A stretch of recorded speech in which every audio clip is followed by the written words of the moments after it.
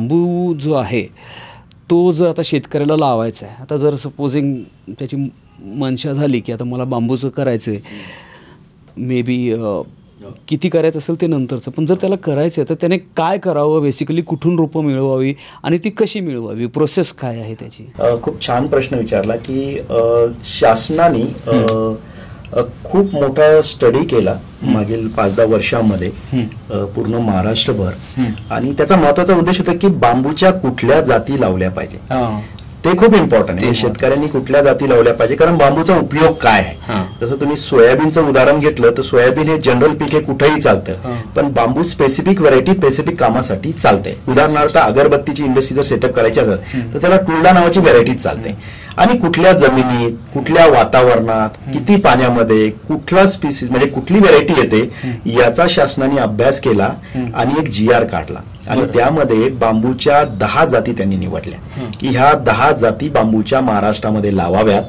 त्यातल्याही majorly 6 केल्या जातात की त्या 6 जाती लागाव्या, जेणेकरून शेतकऱ्यांना त्याचं पुढे मार्केट पण उपलब्ध होईल, त्याला चांगलं उत्पन्न पण भेटेल आणि निसर्गासाठी योग्य राहील. उत्तम चांगल्या दर्जाची रोपं शेतकऱ्यांना उपलब्ध व्हावी. त्यासाठी गव्हर्नमेंटच्या स्टडी केल्यानंतर उती संवर्धित, ज्याला टिश्यू कल्चर रोपे म्हणता येईल, त्या रोपाची निर्मिती करून आणि शेतकऱ्यांना ती रोपं मोफत द्यायचं असं गव्हर्नमेंटने ठरवलं. मग त्यामध्ये त्यांच्या सगळ्या काय म्हणतात पॉलिसीज असतील, त्यांच्या टर्म्स अँड कंडिशन, त्यातनं त्यांनी टिश्यू कल्चरची लॅब केली. आपली ईश्वेत बायोटेक ही एक लॅब एनपॅनल केली गव्हर्नमेंट, आणि आम्हाला सांगितलं की येणाऱ्या काळामध्ये तुम्हाला 15 कोटी बांबूची रोपे म्हणजे सगळ्या व्हरायटीची शेतकऱ्यांना द्यायची आहे त्यांच्या नॉर्म्सनुसार, आणि ईश्वेत त्या पद्धतीने काम करत आहे. आता याच्यामध्ये आला व्हरायटीचा विषय.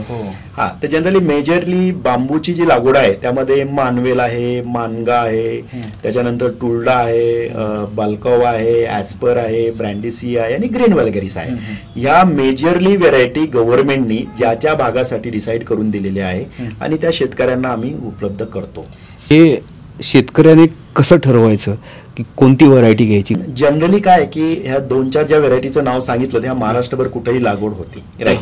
तर त्या पद्धतीने म्हणजे एखादा ग्रुप असेल, फार्मर प्रोड्युसर कंपनी असेल, किंवा त्यांना स्वतःच उत्पादन काढायचं असेल, किंवा मला अगरबत्तीचं उदाहरणार्थ इंडस्ट्री आहे मग मला टुलडा बांबू लागतो, पण बाकी शेतकरी जनरल लावतात आणि जनरल रोपं त्यांना उपलब्ध करतात. आता गव्हर्नमेंटची इच्छा अशी होती की बाबा ही रोपं म्हणजे चांगल्या क्वालिटीची शेतकऱ्यापर्यंत कशी पोहोचावी, तर त्यामध्ये तुम्हाला म्हणतो टिश्यू कल्चरमध्ये आम्ही जे मदर प्लांट असतात जे घेतो आपण त्याचं सुद्धा virus indexing, genetic fidelity, batch certificate सगळं केलं. मी आता जसं म्हटलात की उती संवर्धित रोपे सरकारचा हा निर्णय आहे की बांबू असं नाही की कुठून पण तोडला आणि लावला, ओके, तसं नाही न करता सरकारचं म्हणणं आहे की तुम्ही टिश्यू कल्चर वालेच बांबूची रोपं घेतली पाहिजे. तर तसं का? म्हटलं की मध्ये ना खूप फसगत झाली.